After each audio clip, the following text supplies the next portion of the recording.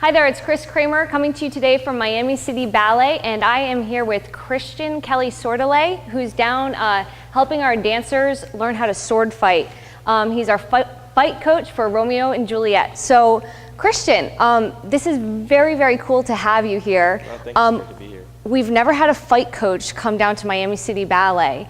So tell us, what has your experience been like teaching our dancers how to sword fight? It's been really great so far. They pick it up really fast, and they've been an absolute pleasure to work with. Yeah, we've been having a lot of fun, and hopefully it'll just continue that way. Very cool. So let me ask you, I mean, has anyone had any injuries or anything like that? I mean, no one's like poking out their eye or anything like that in the studio, right? No, nothing like that so far. I wish I had some wood to knock on just to make sure, but yeah, I think they should be fine.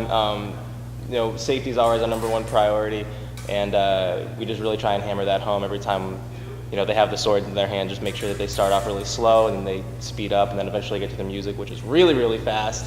But as long as they kind of like stick with their fundamentals, everyone's safe the whole time and everyone goes home the same way they came in. So far so good, no injuries yet. Very cool, very cool. Now, I haven't run into too many fight coaches in my life, so tell us a little bit about how this evolved for you, how you got into this profession.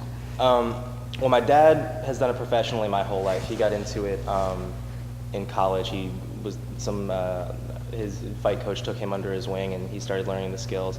So ever since I was a little kid, I was kind of grown up with, I always had a basement full of swords and fridge full of fake blood, and you know, it was just a, you know, that was the sort of household that I grew up in. You probably had a fun Halloween. Halloween was a blast, absolutely. Yeah, Halloween was always a big ordeal. It was a big event. Anytime I would go to work with Dad, it was going, you know, watching him do sword work or hand-to-hand combat work or anything like that, which is a skill that I then started to pick up as I got a little bit older as well. And then around 12 or 13, I started fencing competitively as well and did that for about 8 years. And was ranked 12th in the state of New Jersey, went to the Junior Olympics for a little bit, and then continued working in, you know, not trying to actually score points or hit somebody with the sword, but actually make sure that I'm not hitting them with the sword and make it look like I am them. Well, that must have been challenging, going from the aspect of fencing to then trying to make it look dangerous but not actually hitting people. I know dancers really internalize their characters and that the parts that they're performing, and having the mindset behind that to be able to share that with them would probably help them with their parts so much, so I could see that being of value. Yeah, absolutely. Especially because, you know, for example, in your Tybalt-Mercutio fight, they have two very different styles and where they are in the play, and also if you study the text, is how they describe each other as far as what their styles are fencing-wise. Tybalt is supposed to be very aristocratic, and he's also very passionate, he's very angry. So that's what he sort of brings to the table with his fight. So with the moves that he does, we try and make sure that they look really clean and really crisp, and it looks like he's had, you know, fencing training for his whole life, whereas Mercutio is supposed to be very silly and he's more of a clown. He's just trying to humiliate Tybalt. So he's a little bit more wild and all over the place and a little more unorthodox.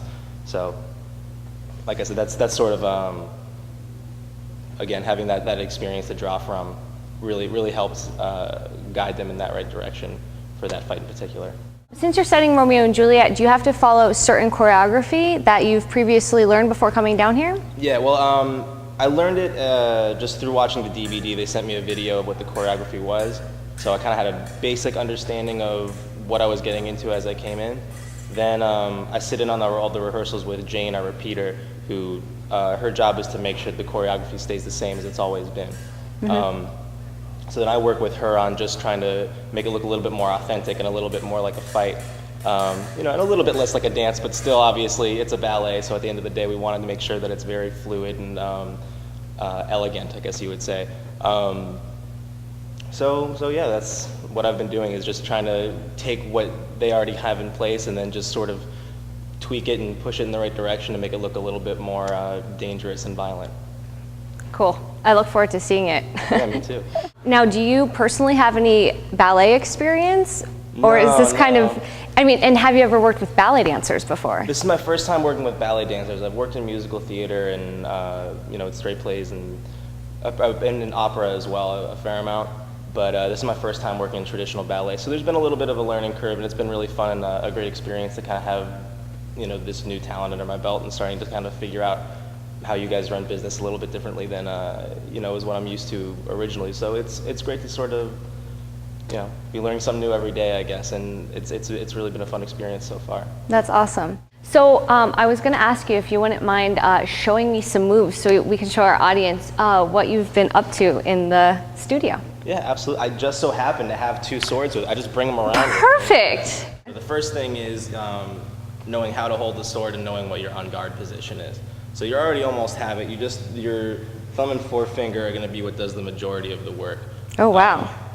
Then it feels heavy. Yeah. Well, your other fingers can support it and sort of take the weight off a little bit. But the first thing you want to do is just kind of take it in your thumb and forefinger and just do kind of little circles like that, because that's what the first thing you want to kind of understand. Your on guard position, you want to just start. You're right-handed, yeah? Yes. Okay, good. So you start just heel to heel with your right foot in front of the other, just like that, perfect. And then go ahead and just sort of take a step into it. Yeah, perfect, just like that. And then you want to sit down into that a little bit more. Your knees bent so you can kind of be on the balls of your feet, move back and forth as you need to. Yeah. Okay. An easy way for us to sort of go through what the motions are is we just have a number system. So it starts with, like this would be 1, which is like protecting your left leg. 2 is your right leg. 3 would be like your right shoulder. Yeah, and you always want to keep it like nice and straight so it's very clear who's attacking and who's defending, right? So then 4 would be over to your left shoulder. 5 is up top, yeah, protect your head. And this is an important one because the gentlemen always, at first, always like have a problem with this one. A lot of people have a tendency to kind of be down here. And so you're protecting yourself, that wouldn't really work out, right? Yeah, so that one always wants to be nice and high so that, right, nothing bad can happen. Yeah, they make sounds. And then 5A is same thing, same protecting your head but over on the other side. So that's like, showing off the guns, right? Good. The next drill we usually would run is we'll have one person go back and forth attacking 1, 2, 3, 4, 5, 5A, and then defending 1, 2, 3, 4, 5, 5A. So you think you're up for it? Oh my gosh. Which I go like this? 1. Back across again, 2. Up, just right over to 3, right? Over again to 4. 5, 5A. Up, down, and then I would attack you 1. Good, yeah. 2, 3, 4, 5, 5A. Up, down.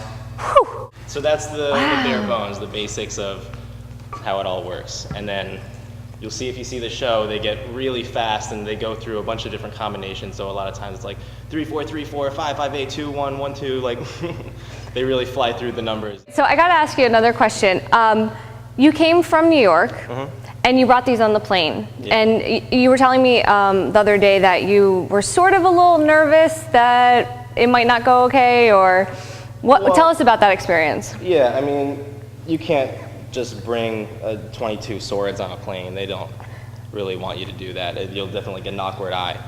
So I had to take them all apart and package them in such a way so they didn't really look like a violent weapon, even though they're not. But you know how flying is nowadays. Everyone's very cautious about anything. So I had to package them in such a way that you couldn't really tell what they were, and had them all wrapped up. But of course, they're asking, what is all this stuff? And I just told them it was artwork. Yeah, better to say artwork versus swords when getting on your aircraft. Yeah. Yeah, to all the potential fight coaches out there, when transmitting swords, artwork is a great, not really a lie, bending of the truth as far as what it is that you're transporting. Yeah, much less intimidating. Thank you so much for talking to us today. This was very educational for myself, and I hope for everyone who gets to see this video. So thank you. Yeah, you picked it up like a champ. You're going to be coming after my title pretty soon. I know. I actually want to take fencing. It's really fun.